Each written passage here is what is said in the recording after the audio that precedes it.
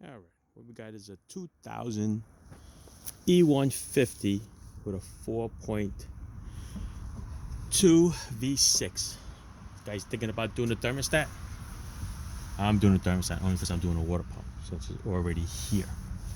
All right, if you're doing just the thermostat itself, don't forget you gotta take the air cleaner assembly off, the tube off the third throttle body. Okay, there's also a heater hose. This one over here. You don't have to take it off. You can probably go underneath. Okay, it's a little tight. See if you want to take a peek in there. Okay, there's the 2 bolts. 1, 2. All right, you can probably snake it around if you want to.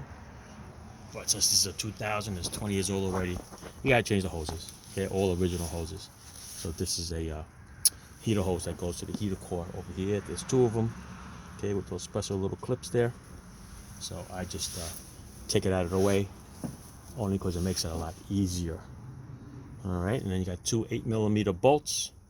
1, 2. And then you take a little hammer, tapped it a little bit, and out comes the thermostat.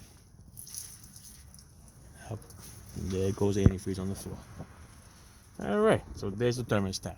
All right, there's a gasket on there, and there should be a little rubber seal on there too. Just make sure you don't have the rubber seal left in there, otherwise it's not gonna bolt on.